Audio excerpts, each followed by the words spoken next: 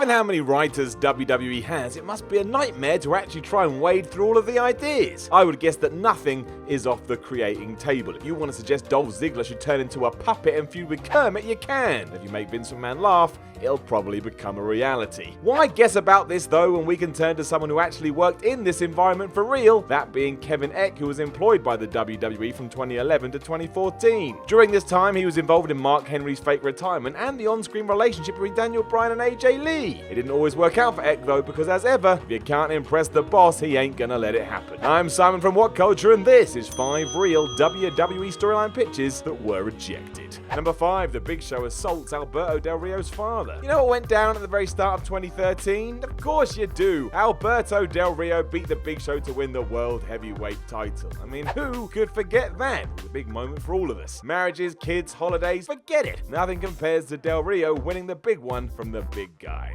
No, that was Ryback. All part of WWE's plan to turn the Mexican into a huge babyface, Kevin Eck was all for the concept, but felt it would be crazy not to let Big Show seek some kind of revenge. So in order to get Del Rio some sympathy from the audience and heat Show up something fierce, Eck thought it'd be a great idea for the latter to attack the former's father. Dos Caras was a legendary wrestler in his own right, so why not have Show rip off his iconic mask and then parade it about the world gloating how he destroyed a hero? Fortunately, Vince McMahon didn't like it. The man in charge felt as if Americans wouldn't get the importance of marks in Mexican wrestling culture, so it would just be Big Show attacking an old man. I think that would have done well if we had gone ahead with it. Instead, here I am making jokes about a title win that no one remembers because it's lost to the passages of time. Like jeans with flares. Number 4, Kaitlyn falls for Cody Rhodes. Romance angles, eh? Never really done that well by the WWE. They basically peaked in the 80s when the Macho Man and Hulk Hogan perfected it as the mega powers exploded. And even then, that wasn't really a romance, just Randy Savage slowly going crazy with jealousy. In the modern day, however, social media is all the rage. And one day, Kevin Eck saw that Kaitlyn had tweeted about her fondness for guys who have moustaches. Also around this time, Cody Rhodes had started to get a response from the fluff on his face, and that led the writer to conduct a story to bring everyone together. And this is where it gets a bit weird. As all these hints were worked into the show, Rhodes' partner Damien Sandow would slowly disapprove of the whole thing. This would eventually reach a fever pitch before Sandow would actually win Kaitlyn's hand because he had a superior beard. If that was too ridiculous, Eck also envisioned Sandow finding his own girlfriend and having the two feud in a series of mixed tag team matches. As you probably figured out, McMahon didn't like it, mostly because apparently Vince couldn't understand why Cody would be interested in Kaitlyn when girls such as the Bella twins were running around. There was some interaction between the pair on TV, but it never went anywhere,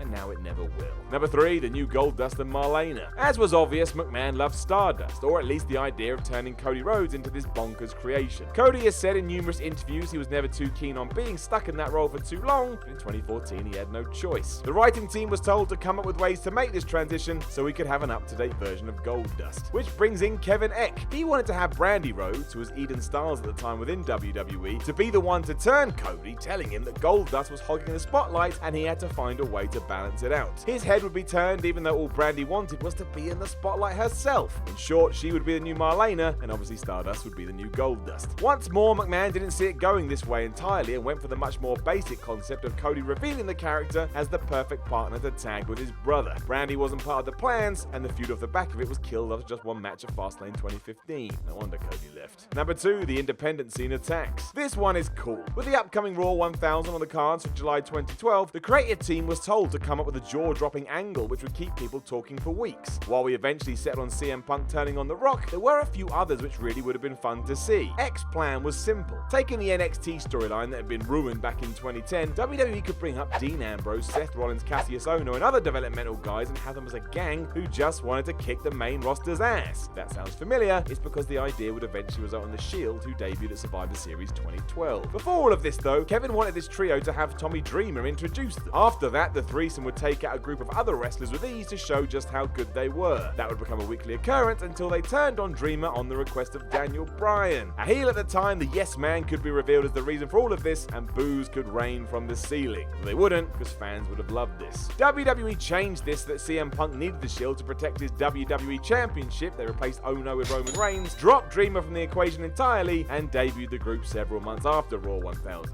Number 1. Dean Ambrose and AJ Lee's psychotic relationship. As we know, in the summer of 2012, Vince McMahon was high on the idea of AJ Lee becoming Raw General Manager and dumping Daniel Bryan in the process. Kevin Eck had a different idea that would have seen Bryan successfully have Lee committed to a mental institution because wrestling's just nuts. From here, AJ would meet Dean Ambrose, who would also be staying in this wonderful building, and the pair would fall in love. Eventually, the two would return to WWE and run amok because, again, they're crazy now. Now, fair play to Eck for having such faith in Dean Ambrose, but this, hilariously, was actually Plan B for the Lunatic Fringe. Plan A was the long talked about feud with Mick Foley that we never got, and that's a shame. But yes, at one point, this was on the cards. Then those cards were burned into a fire pit of hell.